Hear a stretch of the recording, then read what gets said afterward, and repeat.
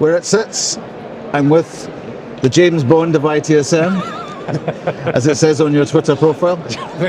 I think the quote was James Hunt from Stephen Mann originally, but I'll take James Bond. James Bond, yeah, let's go with James Bond. Welcome, Duncan. Good to see you. Seems such a long time not talking to people directly, and then it's like buses, they all come at once.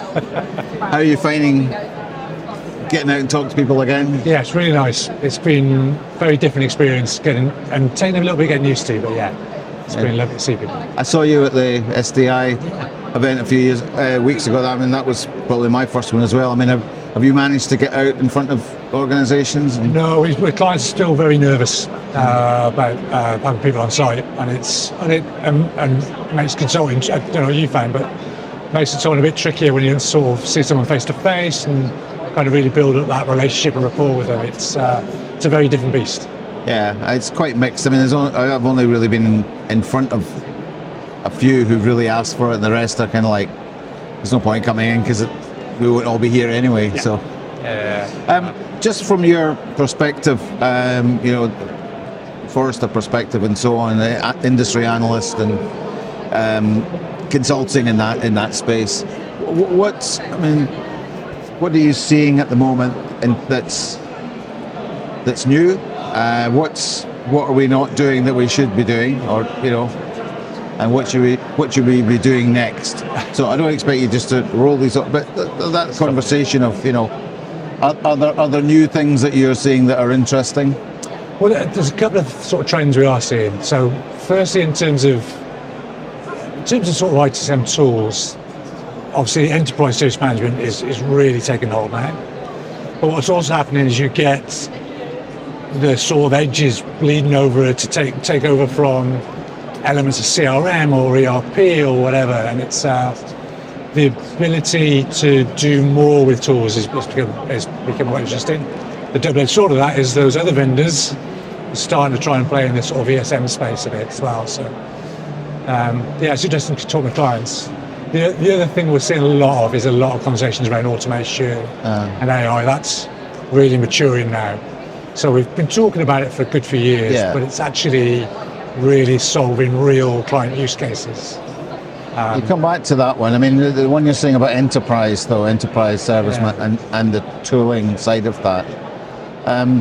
What would you say in terms of, without going into the vendors in detail, but just pros and cons of that from the industry's perspective?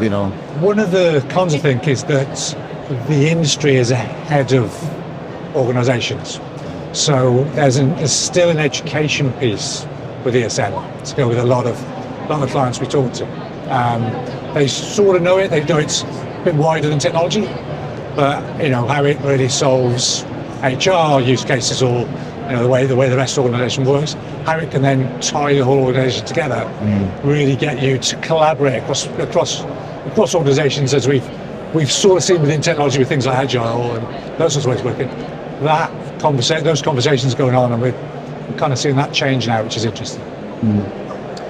What about the thing that always fascinates me in this area is just who would be buying it and who would be doing it in an and it's kind of come out of our IT industry, but it's not really an IT thing. Really. Yeah. So I mean, are you finding it challenging to know who to speak to or get the right people involved? To a degree, but we are definitely finding a wider range of buyers. But I don't, as a caveat to that, I guess, I don't know whether that is a result of the pandemic as opposed to the nature of the ITSM industry. So I know certainly with other tools outside the ITSM world, that's happening as well, because the way people buy is changing, because some organisations are getting more centralised because things are very restricted. Others are moving in a I guess along that sort of agile way of moving away from very, budgets belong to very strict people. Actually, we collaborate across the group, work out how we spend a wider budget and tools. But yeah, it's definitely seeing that wider group of people being involved in the buying process. What would you say would be a sort of classic scenario where an organisation is ready to do enterprise service management? that's almost switched a little bit. So as before, it was IT going out to preach to the rest of the organisation, saying, we do these things, we could help you. It's almost reversed, and there's now they'll come to IT and go, you seem to be doing things that are quite good. Could you help us with this? Or we've got this particular problem. And I think that's a part of a wider piece in the way that organisations are focusing much more on working more collaboratively, working across boundaries a lot more, because it's critical to kind of keeping competitive advantage. Yeah. And to go back to my questions, what are we not doing that we should be doing, do you think? I think looking outside of the ITSM and ESM world, that technology is so prevalent in everyone's life now. Whatever your role is, there's almost always an element of it. What we're finding is vendor spaces the boundaries are becoming more nebulous. So obviously, it's a little bit of a generalisation, but certainly looking at other parts, other vendors, other ways of doing things, and can we learn things from them, and can we kind of incorporate those and do things in a better way. Okay, you mentioned AI, and so I mean, you're saying that really is happening now.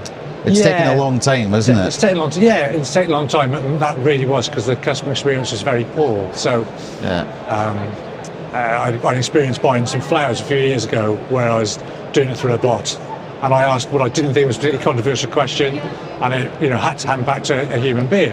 And I think that's put a lot of people off. We've had a lot of bad experiences to begin with, and which has caused organisations to refocus and think, actually, what is the use case we're trying to solve here? Yeah. Because it's been a very inside-out thing of, we get a bot to do it, it's cheaper. Yeah. Well, it is, but if you start losing customers before, because it's a false economy. Actually, those use cases come out, it's getting more sophisticated, it's getting better, and particularly on, really on the automation side, is you're seeing this, a lot of sort of lower-level tasks being wiped away. But one of the things we're starting to see is this idea of the automation paradox, which is once you clear off the easy stuff, things like your MTTR gets longer because you're having to deal with all the more complex stuff. Yeah. So actually, by your traditional measures, you're not doing as well, but actually you're delivering a much better experience. But that's where, principles and, a bigger picture, it shouldn't be an issue. No. But certainly if you're using it outside in metrics, you're much more likely to be able to tell a good narrative about what the benefits are than if you're thinking, oh God, everything seems to be getting slow, what's going wrong? I quite like it where it's just something really quite simple and almost, there's obviously times when you don't really know what's happening, which is probably the best. Yeah. But even so, when you do know that it's happening, that it is, it's not suddenly overwhelming you.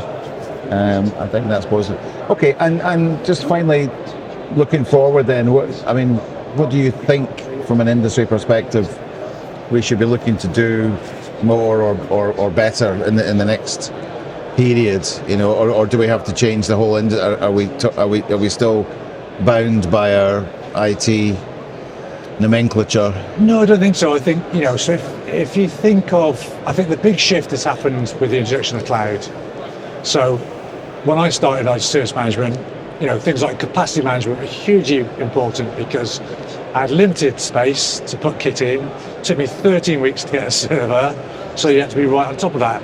Now what you're doing with cloud is I'm just making sure I'm not spending on stuff I don't need to. I think the industry has reacted to those kind of wider changes. So I think we're moving in the right direction. It's just realising that change is permanent. It's not gonna stop accelerating. It's not getting more complex. So being aware of that and adapting to that is important. But I don't think the industry is in a bad state at all. That's a good point to finish on. Yeah. Nice We're doing okay. Doing all right. We certainly all seem to be quite busy, which must be a good thing. Yeah. But, anyway, Duncan, thank you very much. Thank you very much. And we'll see you at no doubt another one of these in future. Indeed. Thanks, Barley. Good to Thanks see a you. lot.